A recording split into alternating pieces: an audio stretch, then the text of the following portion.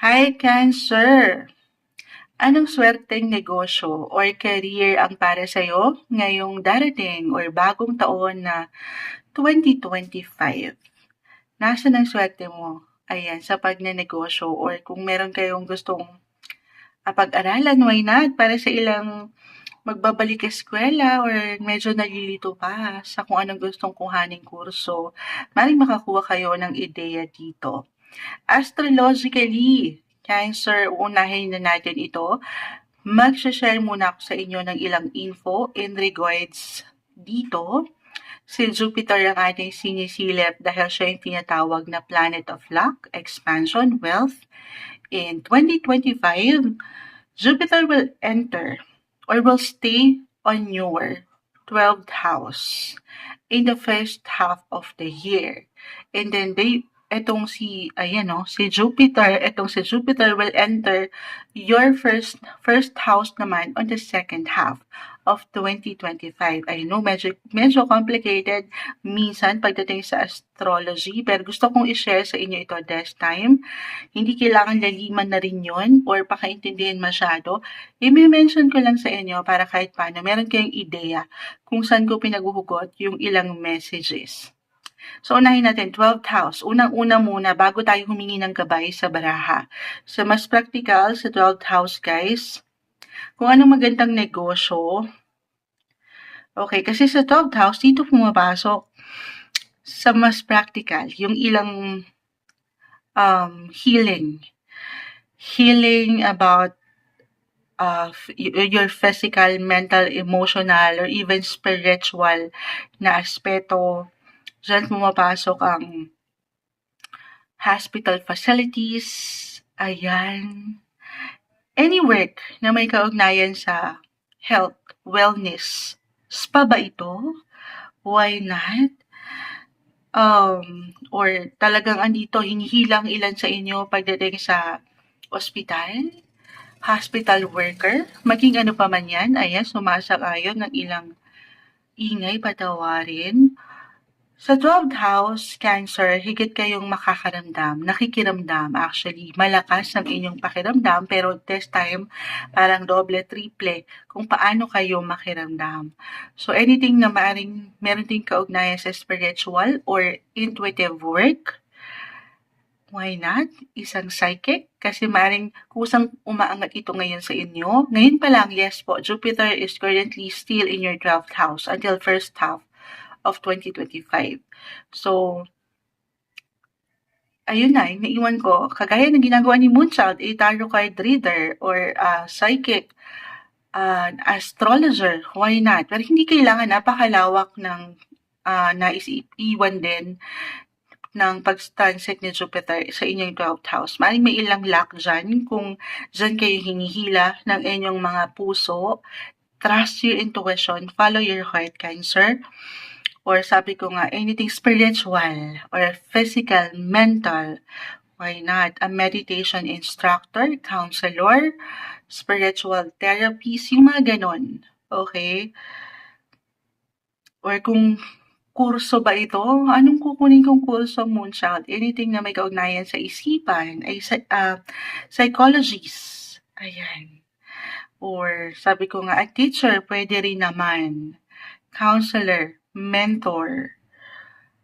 So, wag lang kayo ditong papangunahan ng pangamba. Kasi sa 12th house, meron lang tendency na maging hide or maging hidden yung ilang talents na meron kayo na sana na ipapakita nyo. Okay, or nagagawa nyo. Sa 12th house, napakalawak kasi dyan, napakalawak. Pwede rin pong may kaugnayan sa foreign country.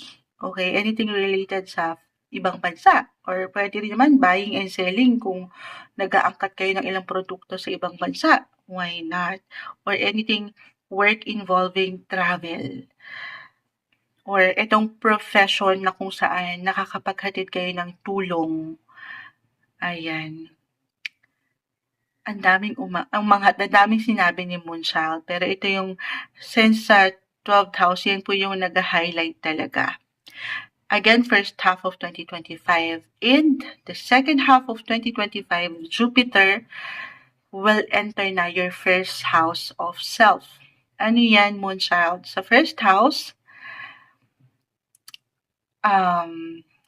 sa true lang, pag si Jupiter is in the first house of self, being the first, you will be the best. Yes po. I-claim na natin ito. Alam ko medyo matamis yun. You will be the best in any field or career or ano man yung gusto mong tahakin. Maybe kailangan mo lang marinig kung mapapaangat mo yung leadership sa iyong sarili. Sa anong sector yan? Okay, sa anong gusto mong gawin? Sabi ko nga, trust your intuition. Walang imposible sa'yo pag si Jupiter ay nasa first house. Okay? Lalo pa kung ito'y something na matagal nyo nang gusto or nais gawin na negosyo, trabaho, maging ano pa man yan, nasa inyo ang luck. Luck is on your side. Jupiter is in your first house or will enter your first house on the second half. Na ang ganda. Maganda po yung potential dyan.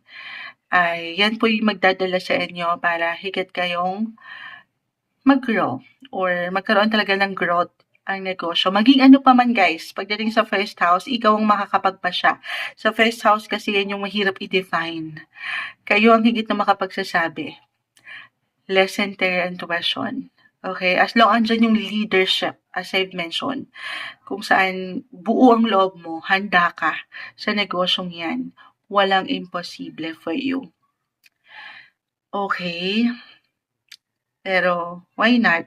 Kung sa mas practical lang din, yung inyong mga approach sa buhay, kumbaga, kung saan kayo natural, yes po, physically, mentally, or even spiritually, kung saan kayo nakakagalaw ng higit na matiwasay, maaaring andyan.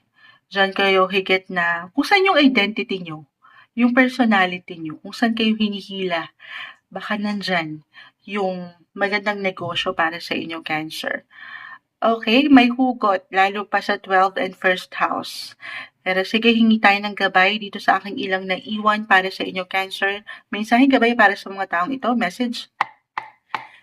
Anong magandang negosyo, trabaho? Anong kailangan nilang mensaheng gabay na marinig? Message po. Ito na, meron na. The Page of Wands, limitless. The Moon, this is your ruler. Cancer is ruled by the Moon, the King of Swords. This one is in reverse.